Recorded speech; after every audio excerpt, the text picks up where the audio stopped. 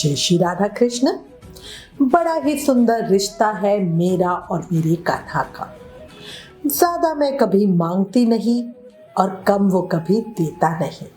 बोलो बांके बिहारी लाल की जय, मोर मुकुट बंसरी वाले की जय। कान्हा का जवाब भले ही देर से मिलता है पर लाजवाब मिलता है। एक बात याद रखना, ईश्वर वहां राह बना देते हैं जहां कोई राह होती ही नहीं। इसीलिए संपूर्ण समर्पण के साथ, पूरे विश्वास के साथ अपने आप को कान्हा को समर्पित कर दो, फिर देखना जिंदगी कैसे बदलती है। अच्छों की बदल चुकी है, प्रूफ आप उनसे ले लो। और इनमें एक दो नहीं, हजारों नाम है। इसलिए कहती भी हूं, ज्यादा से ज्यादा भक्तों का चरित्र सुना करो, प्रेरणा मिलेगी।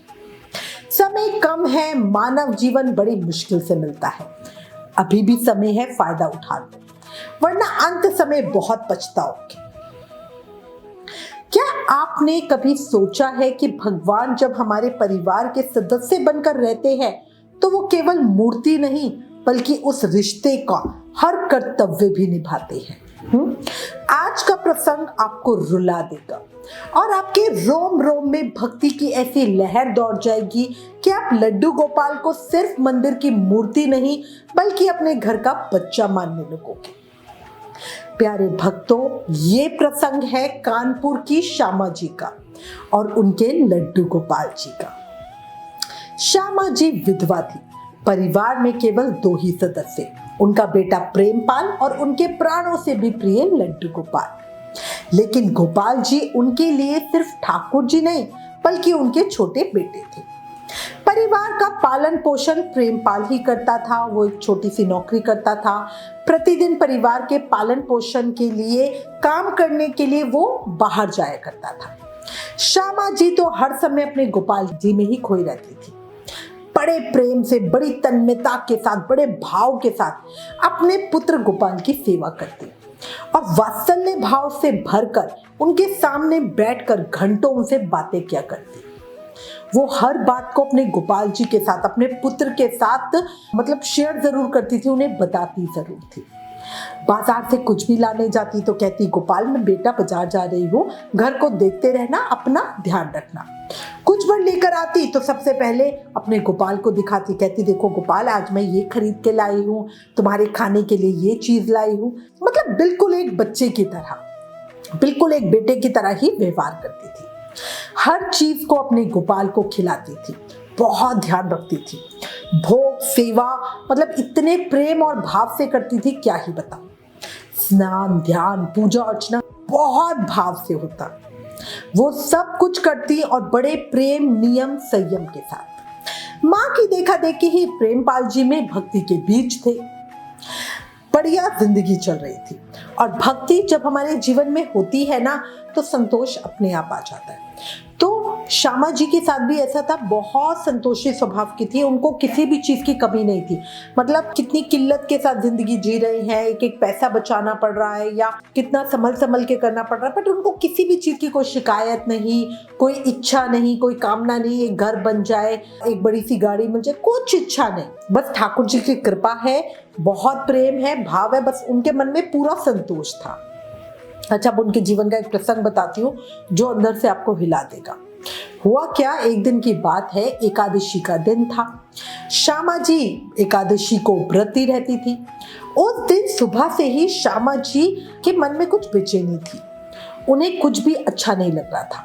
कई बार हमारे साथ भी होता है और हमारे गुरु महाराज कहते हैं ये हमारी सिक्स सेंस होती है जो हमें कुछ संकेत देना चाहती है बट हम समझ नहीं पाते। प्रेमपाल सुबह जल्दी उठकर बोला कि माँ मुझे आज काम पर जल्दी जाना है, सेठ जी ने जल्दी काम पर बुलाया है, आप जल्दी से मेरा नाश्ता तैयार कर दो। माँ बोली ठीक है बेटा, मैं अभी नाश्ता तैयार कर देती हूँ, तुम तब तक अपनी तैयारी कर लो, नहा धो लो। माँ ने बढ़िया नाश्ता तैयार किया और बेटे को परोस दिया। प्रेमपाल ने जल्दी जल्दी नाश्ता किया और जैसे ही निकलने को हुआ उसने अपना थैला उठाया। तो माँ बोली बेटा ना जाने क्यों आज मेरा मन बहुत खिन्न हो रहा है, बहुत उदास हो रहा है, बहुत बेचैन हो रहा है, बहुत घबराहट सी हो रही है, तुम थोड़ा संभल कर जाना और अपना ध्यान रखना। प्रेमपाल बोला ठीक है माँ, मैं संभल कर जाऊंगा और अपना ध्यान भी रखूंगा। अब जाता हूँ कह के प्रेमपाल निकल गया। प्रेमपाल के काम पर निकलने के बाद श्यामा जी ने स्नान किया और स्नान करके अपने गोपाल जी की सेवा में लग गई, जो उनका रोज का नियम था। गोपाल को स्नान कराया, वस्त्र बदले, श्रृंगार किया, चंदन लगाया, केसर का इत्र छिड़का और अपने गोपाल जी के पास रोज की तरह बैठकर बातें करने लगी और उनको बोली कि बेटा गोपाल, आज जाने क्यों मेरा मन बड़ा घबरा रहा है और बड़ा बेचैन हो रहा है। तू तो सब कुछ जानता है, तू मेरा लाल है, क्या बात है, तू मुझे कुछ बताना। श्यामा जी अपने पुत्र से बिल्कुल इसी तरह बातें कर रही थी, उनको अपने मन का भाव बता रही थी और उनसे पूछ रही थी। तभी अचानक उनके दरवाजे पर किसी ने कुंडी खटखटाई। श्यामा जी जल्दी से उठकर गई और दरवाजा खोला तो देखा पड़ोस में जो चाचा चाची रहते थे वो गेट पे खड़े हुए थे। अब उनको देख के श्यामा जी बोली, अंदर आइए, अंदर आइए। पर वो लोग कुछ भी ना बोले और बड़े उदास, परेशान, बेचैन से थे। वो लोग बड़े ही अजीब से दिख रहे थे। चाची की आंखों में तो आंसू ही बह रहे थे। अब ऐसे ना अपने सामने किसी बंदे को ऐसे देखो ना तो हम भी डर जाते हैं, घबरा जाते हैं। तो श्यामा जी तो बिल्कुल एकदम डर सी गई और पूछा, क्या हुआ भाई साहब, क्या हुआ, आप लोग इतने उदास क्यों दिख रहे हो, क्या हुआ आपको। अब वो लोग बोले कि बहन जी, सुबह सुबह हम लोगों को ना रास्ते में प्रेमपाल मिला था और जब हमने उससे पूछा कि बेटा जितनी सुबह तुम कहाँ जा रहे हो, तो उसने बताया कि आज उसे काम पर जल्दी जाना है, मालिक ने जल्दी बुलाया है, इसलिए पहली ट्रेन पकड़ के वो काम पे जा रहा है। तो श्यामा जी बोली, हाँ आज तो उसे काम पे जल्दी जाना था, सेठ ने जल्दी बुलाया था, मुझे पता है। अब इतना कह के फिर वो जो चाचा चाची थे वो बोले कि हाँ आज प्रेमपाल जल्दी चला गया और हम लोगों को अभी अभी ये खबर मिली है कि जिस ट्रेन से प्रेमपाल गया था, जो आज की दिन की पहली ट्रेन थी, वो दुर्घटनाग्रस्त हो गई है और उसमें जितने भी यात्री थे सबकी मृत्यु हो गई है। भक्तों, ये बात सुनते ही मैं आपको शब्दों में नहीं बता सकती थी श्यामा जी का क्या हाल हुआ। उनका इकलौता बेटा, मतलब कहते ना आसरा वासरा सब वो हो गया, उनके पैरों तले जमीन खिसक गई और जैसे कोई मुसीबतों का पहाड़ टूट पड़ा हो।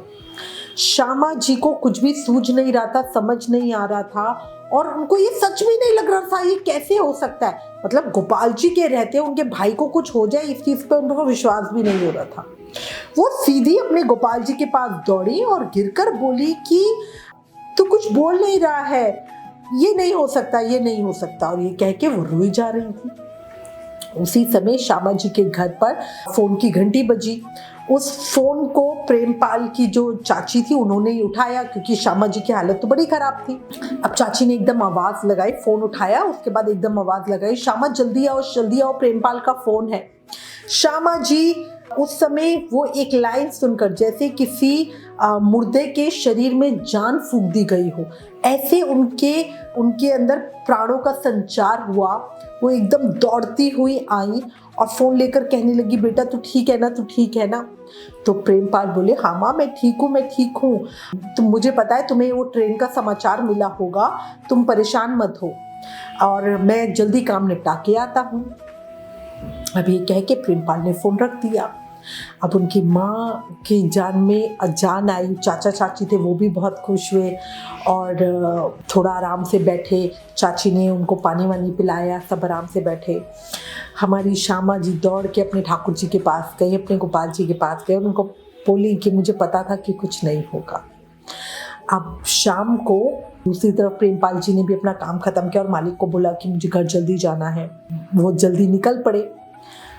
बट प्रेमपाल से एक बार बात करके श्यामा जी को बड़ी शांति मिल गई थी। जो सुबह से उन्हें बेचैनी हो रही थी, घबराहट हो रही थी, अब वो शांत हो चुकी थी और बड़ी बेसब्री से वो प्रेमपाल के आने की प्रतीक्षा कर रही थी। जैसे ही प्रेमपाल घर पहुंचा, माँ ने उसे अपने सीने से लगा लिया और बोली, बेटा तुम ठीक तो हो ना। तो प्रेमपाल बोले, हाँ माँ मैं बिल्कुल ठीक हूँ, बिल्कुल ठीक हूँ। अब चाची ने बोला कि बेटा तुम तो हमें सुबह मिले थे और तुमने बताया था कि आज तुम पहली ट्रेन से तुम्हें जल्दी जाना है और पहली वाली तुम ट्रेन पकड़ोगे, वो ट्रेन तो दुर्घटनाग्रस्त हो गई है। और यही सुन के हमें तो तुम्हारी बड़ी चिंता हो रही थी। तो प्रेमपाल बोला, हाँ चाची जी, जिस ट्रेन से सुबह मुझे जाना था वो ट्रेन तो दुर्घटनाग्रस्त हो गई। ये बात मुझे बाद में पता चली और जब मैंने ये सुना था तब मैं भी बहुत हैरान हो गया। आपको पता है आज सुबह क्या हुआ? जब मैं रास्ते से स्टेशन की तरफ जा रहा था तो अचानक से एक संत मुझे मिले और उन्होंने मुझे मेरा नाम लेके मुझे आवाज लगाई और बोला, प्रेमपाल बेटा रुको रुको, कहाँ जा रहे हो? मैंने उन्हें देखा और मुझे बड़ा आश्चर्य हुआ कि मेरा नाम उनको कैसे पता है। तो मैंने उनको बोला कि बाबा मुझे जल्दी जाना है, मालिक ने आज जल्दी बुलाया है, इसलिए मैं पहली ट्रेन पकड़कर काम पर जा रहा हूँ, आप जल्दी बोलो कुछ काम है तो।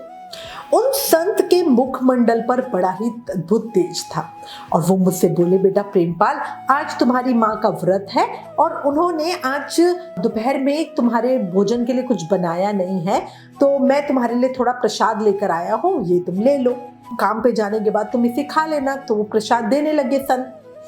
अब संत सामने से कोई प्रसाद दे रहा है तो प्रेमपाल कैसे मना करता, भक्ति तो उनके मन में भी। तो उन्होंने वो प्रसाद ले लिया, बट उनको आश्चर्य बड़ा हो रहा था कि भाई ये क्या है, ये मेरा नाम कैसे जानते हैं और मुझे कैसे जानते हैं। उसके बाद प्रेमपाल ने उन संत से पूछा कि बाबा आप मुझे जानते कैसे, मेरा नाम कैसे पता है, आप कौन और कहाँ रहते हो। तो वो संत बोले कि बेटा मेरा नाम गोपाल है और मैं जब भी तुम्हारे घर जाता हूँ तो तुम्हारी माँ मुझे बड़ा सुंदर भोजन देती है, तुम मुझे कभी मिले नहीं इसलिए तुम मुझे नहीं जानते, पर तुम्हारे बारे में मैंने तुम्हारी माँ से बहुत कुछ सुन रखा है। अब किसी भी तरह की कोई शंका मत करो और मुझे अपना बड़ा भाई समझो। प्रेमपाल बोले कि इतना कह के वो बाबा वहां से चले गए। लेकिन इतने ही समय में जब मैं स्टेशन पहुंचा तो मेरी ट्रेन छूट गई थी। अब जब ट्रेन छूट गई तो फिर मैं बस से अपने काम पर पहुंचा। जब मैं अपने काम पर पहुंचा तब मुझे पता चला कि जिस ट्रेन से मुझे जाना था वो ट्रेन दुर्घटनाग्रस्त हो गई और जो प्रसाद संत ने प्रेमपाल को दिया था, जब उस प्रसाद को श्यामा जी ने देखा, श्यामा जी ने जब उस प्रसाद को देखा तो वो बिल्कुल ही सन्न रह गए, बोलते ना एकदम मूर्ति बन गई। उन्होंने पिछली शाम को जो भोग भगवान के लिए लगाया था, अपने बाल गोपाल को लगाया था, वही भोग प्रसाद के रूप में उनके सामने था। उन संत भगवान ने वही प्रसाद प्रेमपाल को दिया था। अब श्यामा जी को इतना सा भी संशय नहीं था कि वो संत कोई और नहीं उनके गोपाल जी ही थे और मतलब प्रेमपाल की रक्षा करने के लिए वो स्वयं आए थे। प्यारे भक्तों, उस दिन श्यामा जी समझ गई कि जब हम भगवान को अपना मान लेते हैं, रिश्ता जोड़ लेते हैं, तो वो भी उस रिश्ते को निभाते हैं, चाहे उसके लिए वो कुछ भी करे। बेटा खोने का डर माँ को तोड़ देता है, पर भगवान ने बेटे का कर्तव्य निभाकर उस माँ के आंसू रोक लिए, है ना। शास्त्रों में भी वर्णन है, भाव ही भगवान को बाध्य करता है। माँ यशोदा ने श्री कृष्ण को डांटा, बांधा, क्योंकि उन्होंने उन्हें पुत्र मान लिया था। ठीक वैसे ही श्यामा जी ने लड्डू गोपाल को अपना बेटा माना और भगवान ने बेटे का धर्म निभाया। सही कह रही हूँ। मेरे ठाकुर जी के श्री चरणों में 2 शब्द, मन को निराश न कर, बस श्री कृष्ण पर तू विश्वास कर, हर पल साथ है वो मुरली वाला, इस बात का बस तू एहसास कर। अंधेरे में जब दिया हाथ में लेकर चलते हैं तो हमें ये भ्रम रहता है कि हम दिए को लेकर चल रहे हैं, जबकि सच्चाई एकदम उल्टी है, दिया हमें लेकर चल रहा होता है। सही कह रही हूँ। इसी तरह हमारी जिंदगी में दिए हमारे कान्हा है जो हमें रोशनी दिखा रहे हैं और हमें लगता है कि हम उनकी सेवा कर रहे हैं। नहीं, बिल्कुल नहीं। ठाकुर जी चाह रहे हैं तभी हम कुछ कर पा रहे हैं। भगवान के साथ बस मन को साफ रखो। आप मुंह से बोलो या ना बोलो वो सब जानते हैं। भगवान के साथ बस मन को साफ रखो। आप कुछ मुंह से बोलो या ना बोलो वो सब जानते हैं। और अच्छा ये है कि अगर आप भी उनसे प्रेम करते हुए अपने जीवन की सारी बात उनके साथ शेयर करा करो। मुझे तो पर्सनली ऐसा लगता है कि उनसे ज्यादा बेस्ट फ्रेंड हमारा कोई और हो ही नहीं सकता। करके देखना, जीवन बदल जाएगा। और अगर इस प्रसंग ने आपके दिल को छुआ तो कमेंट में एक बार लड्डू गोपाल की जय जरूर लिखना और इस वीडियो को शेयर करना भूलना नहीं, ताकि हर कोई जान सके कि भगवान सिर्फ मूर्ति नहीं, परिवार का हिस्सा है। जहां भाव है वहीं भगवान है, जहां विश्वास है वहीं चमत्कार है। अगली कथा में फिर मिलेंगे किसी और अद्भुत सत्य घटना के साथ। तब तक ठाकुर जी को याद करते रहिए। जय श्री लड्डू गोपाल की।